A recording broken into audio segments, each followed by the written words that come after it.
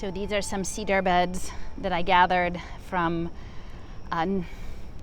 Eden Cemetery in Philadelphia, and it's a cemetery of cemeteries for the Black community in Philadelphia. It was created in 1902.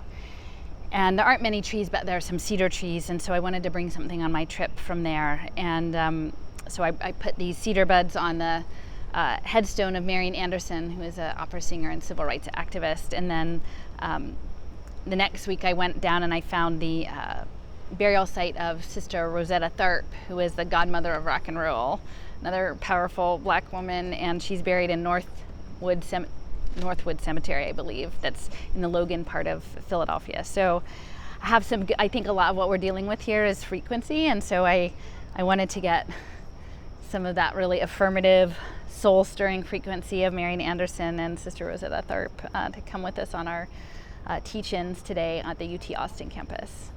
And so what I'm doing here, I have the loveliest of bags, but I've gathered a lot of natural items.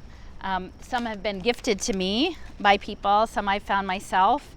A collection of gatherings, cedar, asters, of course the dandelions, because that's our main tool for the manifestation of saving natural life on this planet off of blockchain. And there I have some dandelions, actually, that I left a little note there that someone found them on a Tulsa bridge. And of course, Tulsa is the center of social impact finance and smart cities and Agenda 21. Okay, so we're here outside the Red McCombs Business School at UT Austin, and it's really just a stone's throw from the conference center where the blockchain summit was being held. As we drove the couple blocks over here, we saw a lot of faith-based institutions, which is important to understand because a lot of what's coming on blockchain is actually connected to the privatization of social services, which is going to be running through various faith communities. So it's really important that people of all faiths, especially if you're active in providing social welfare services to the poor, understand what is coming with social impact finance and blockchain identity. It's really important. So the reason we decided to stop here at the business school, there's several initiatives that I wanted to highlight. The first one is in 2018. The business school was one of 17 universities, international universities, that were part of a $50 million effort to develop blockchain innovation centers from Ripple.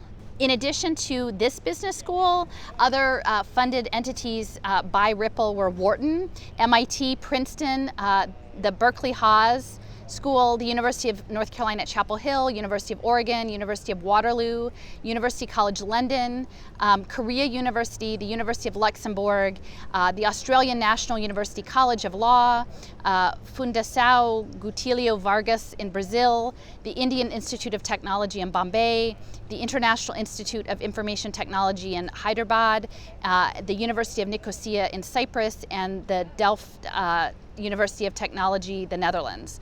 So when we understand blockchain, it's really vital that we recognize that this is a global effort, and it really is about immediate cross-border payment systems. And so the idea that any of us can individually stay out of this larger web, I think, is challenging.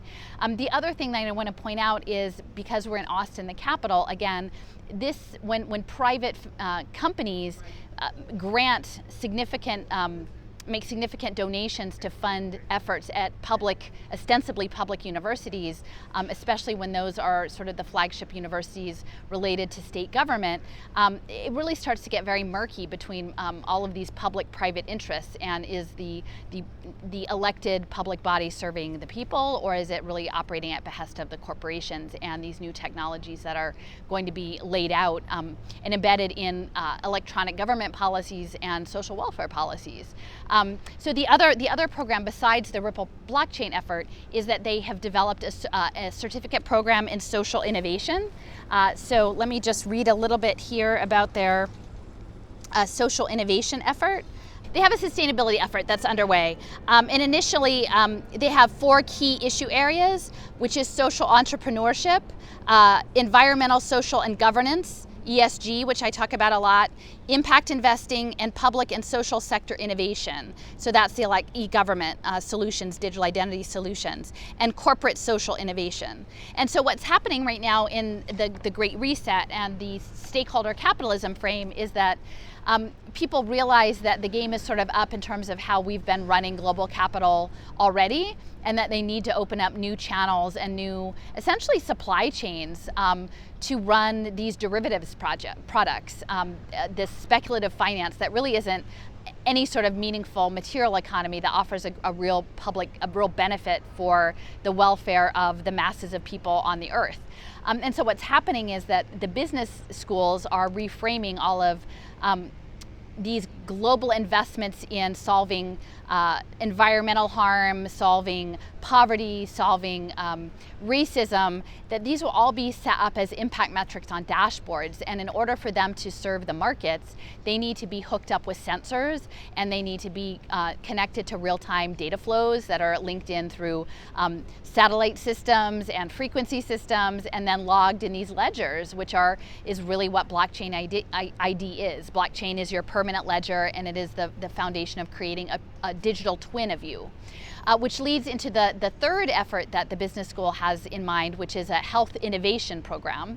And as we know, the fourth industrial revolution, synthetic biology and the Internet of Bodies is a huge area of value creation, of using actually control of our bodies, and not just our physical bodies, but also our minds, and programming good behavior as impact markets. And so that is what is coming online, and it's all connected to something called value-based payments. So it's a shift from fee-for-service for healthcare, which in and of itself, surely the healthcare system is rather broken, but the solution that they're going to usher in relates very much to preventative healthcare and wellness behaviors. And so what's going to be happening is that health tech, health IT, health tech surveillance, biosurveillance will be enforcing the masses to participate in good health behaviors to serve social impact markets. They have a program called the Value Institute for Health and Care, and it is partnered with the medical school here, but the medical school is directly funded by the Dell Corporation, or the Dell Foundation perhaps, but the technology interests. And so they are looking at what they call person-centered measurements for better quality of life. But the reality is in the scheme that is underway in terms of global finance and hedge fund games betting on people's lives, is that it's really not about making the world a better place for individuals. It's about further concentrating wealth in the hands of a very few people in the name of social care and wellness. And that is what the preventative care industry is going to mean. And all of that runs on, again, blockchain electronic health records. And these health records will be likely tied in with medical passporting systems, medical geofencing systems. They will be linked to biosensor technology and nanotechnology. And all of this is in motion, but on the surface it's supposed to sound good. It's supposed to sound like we care about people, we care about sustainability, we care about the health of people and planet, and we're just interested in making a bit of money while we're doing all of this good. And by the way, it all runs on blockchain. I'm doing all of this. There's a statue here outside the business school of the family, and it's very interesting because a lot of compliance to health protocol is going to be linked into people's ability to have custody of their children. And my concern is that moving forward, there will be more and more strict and Byzantine protocols tied to the family unit that will start to intentionally break up family units and separate children and make them wards of the state, not unlike what happened during the residential boarding programs that essentially tried to erase the culture of the indigenous Native American cultures of the Americas here, is that they took their children away. And so I have great concerns about the way in which health tech data is being woven into surveillance systems in the education system, in the healthcare system, and what that means essentially as far as a much larger scaling up, potentially a medical kidnapping of families that perhaps wish to make their own choices around their health for themselves and their families and their children in the space that is increasingly going to be run by big pharma and biotechnology and synthetic biology systems, with the end goal of being a human plus human plus machine, nano machine, biosensor type of life, and that those of us who perhaps do not care to live in that space, then that does have implications for the family unit. So here essentially what the business school is saying that this art represents is that the family unit is the base of the local, state, and national economies. And so I think we have to really be very careful about considering how one would place economic values on people and families, because in the human capital market space that is coming, that is going to be a really real thing. And this sort of warm, cozy embrace of a family and their child is something that's going to be, I think, increasingly under scrutiny, and the environment even on blockchain will be increasingly hostile to those who wish to live lives outside of digital surveillance, whether or not it's private and encrypted or not. Those of us who would prefer to live in a natural world that is not dominated by technology are going to have a harder time with it.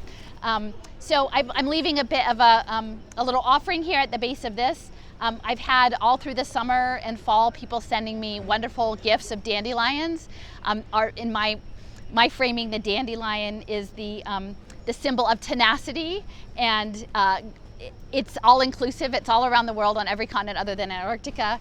It's nutritive, it's a food source, it's a medicine, it's a liver cleanse for anger, and it represents the sun and the moon and the stars, so all of the phases of the energetics that bring us into our beingness. And and it's deeply rooted, and it lives and it thrives in adversity, and that's what I think is what we really need to focus on right now. So we have a bit of dandelion, some of which came from Tulsa. Someone sent me, they found them on a bridge, cracking up the concrete. And some people might say, well, Alison, why are y'all coming out here to Austin to try to have bigger conversations around blockchain? And I would say that we believe that change comes by cracking the concrete, and we're the dandelions. And so we're going to show up with our seeds. We're hopefully going to plant some seeds here and expand people's consciousness to understand the metaverse, and that these sensor technologies are really being run not for our well-being, but for the benefit of finance and technology and defense contractors. And so I will read this aloud. This is our framing statement. It's a bit worse for wear over rain and being in bags and carried around across multiple states this past season. But it says children's growth is guided by love. Quest or thirst for power and control has no jurisdiction here. So that thirst for power and control, we're dispersing it with the dandelions. And then I had a lovely family send me some items along with a drawing that was done by Zella, a 5-year-old who's actually here in Texas. And so Zella drew us a dandelion picture of the natural world, the bees and the dandelions and the trees. And I have to say, I'm assuming that's maybe an oak tree. I've really appreciated the beautiful trees in the countryside here around Austin, and we're trying to live in that, not the Oasis metaverse that's featured in Austin author Ernest Cline's Ready Player One. They're all trying to save Oasis, the virtual world, because they've killed off the real. And I'm here saying that I still think there's time to save the real, but as we save the real, we shouldn't be blockchaining it. So yeah, so I think I will. So the other piece of this is I think some of this is frequency. In the technology sectors, it's photonics and it's waveforms. And earlier today, we were outside the conference center. We had Sister Rosetta Tharpe's music playing, early gospel, sort of with a little bit of rock and roll edge to it. And it's that spiritual side of things that is, I think, what we need to tap into at this moment. So I'm not great with these little bowls, but this one is at the frequency of beauty.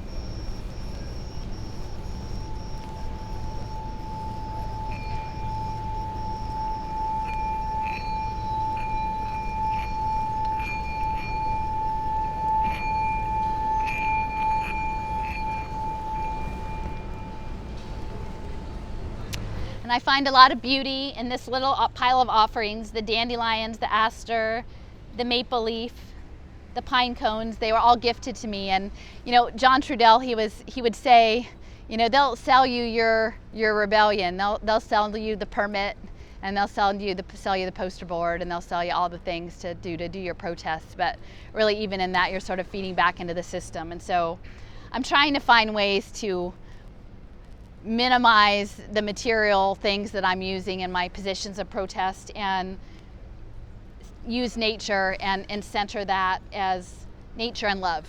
Nature and love. I think nature and love can take on the blockchain initiatives and the social impact ESG investors and the Internet of Bodies value-based payment healthcare system.